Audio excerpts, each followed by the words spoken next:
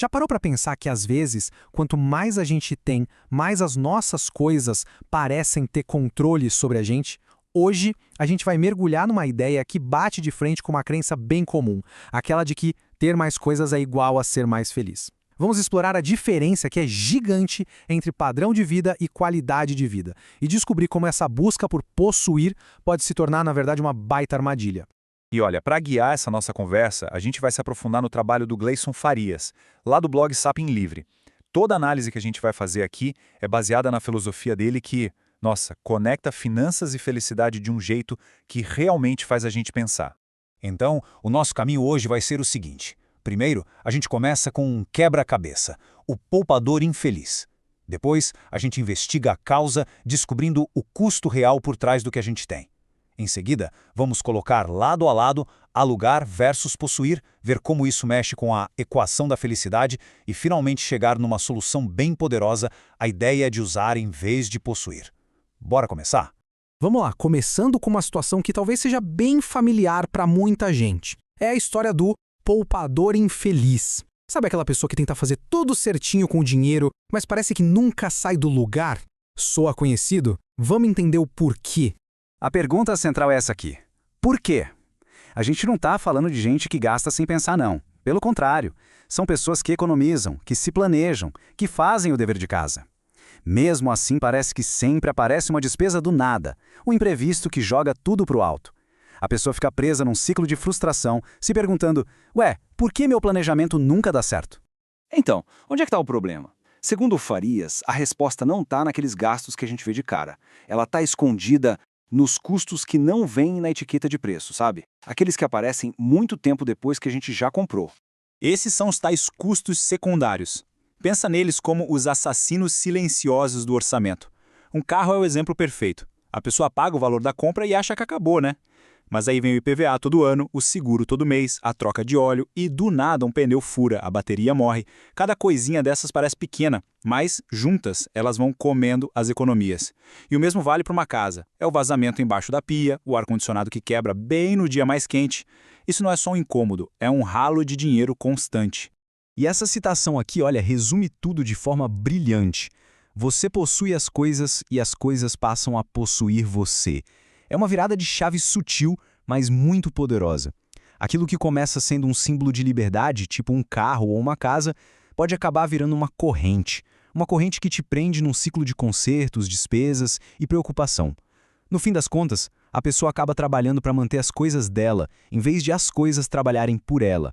Para a gente entender como isso funciona na prática, vamos quebrar os gastos em 3 tipos. Primeiro, os básicos. Aluguel, comida, aquilo que não tem como fugir. Segundo, os desnecessários, que na verdade eu prefiro chamar de gastos com alegria. Viagens, um jantar fora, as coisas que deixam a vida mais legal. E por último, os emergenciais. O pneu que fura, o cano que estoura, aquelas surpresas que ninguém quer ter. Guarda bem essas 3 categorias na cabeça.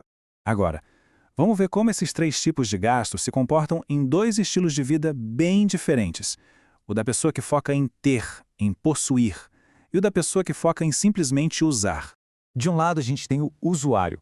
Pense em alguém que aluga um AP, paga um valor fixo para ter acesso àquele lugar. Do outro lado, o proprietário. É o dono da casa e, por isso, é responsável por cada probleminha que aparece. A diferença principal entre eles se resume a uma palavra: previsibilidade.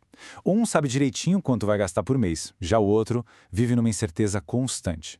Dá uma olhada aqui no orçamento do usuário. Nota como as barras de gastos básicos e aluguel são estáveis, previsíveis, sem picos, sem sustos. E é essa estabilidade que libera dinheiro para a terceira barra, o lazer. Isso pode ser, por exemplo, 2 viagens grandes por ano.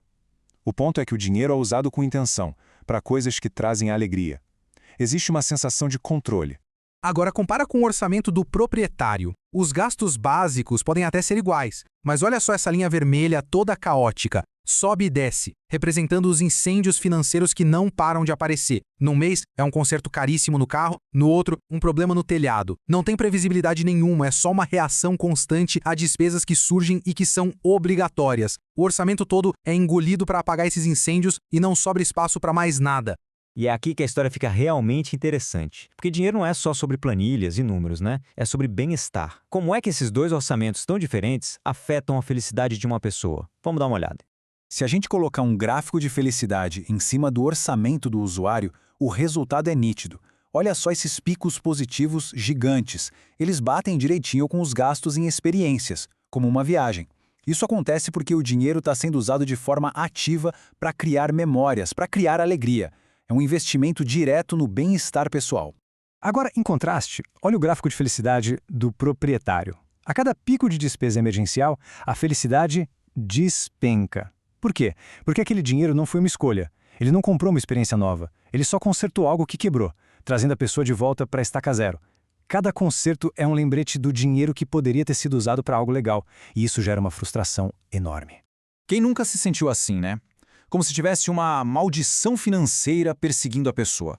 Não importa o quanto se economize, algo sempre dá errado, minando os planos, minando a felicidade. Mas, olha, não é maldição. É o custo oculto de possuir as coisas. Certo, então como é que se quebra esse ciclo? A solução não é trabalhar mais ou economizar mais. É uma mudança de mentalidade, uma mudança fundamental. Focar em usar, não em possuir. É sobre retomar o controle. A solução tem 3 passos. Primeiro, identifique a fonte do estresse. Qual bem na sua vida está constantemente drenando dinheiro e energia? É preciso ser honesto. Segundo passo, e esse é o mais difícil emocionalmente, assuma o prejuízo. Muitas vezes a gente se apega a algo porque não quer admitir que perdeu dinheiro naquilo. Mas acredite, manter um problema custa muito mais no longo prazo, tanto em dinheiro quanto em paz de espírito. Terceiro passo, livre-se dele. Vendo bem e sinta o alívio imediato de tirar essa fonte de estresse da vida. E a boa notícia é que viver essa filosofia hoje em dia é mais fácil do que nunca. A gente vive na era do acesso. Não é preciso ter um carro quando existem serviços como Uber e BlaBlaCar. Não precisa ter uma casa na praia quando existe o Airbnb. A mudança de mentalidade é sair do "eu preciso ter isso" para "como eu posso acessar isso quando eu precisar". É sobre ter a experiência, sem o fardo. E isso tudo nos leva à pergunta final. Uma pergunta que só cada um pode responder por si. Olhe ao redor. Pense nas suas posses. O que na sua vida você achava que possuía, mas que, na verdade, acabou possuindo você? Identificar isso pode não ser fácil, mas talvez seja o primeiro passo para uma vida com menos estresse, com mais liberdade e, quem sabe, com muito mais felicidade.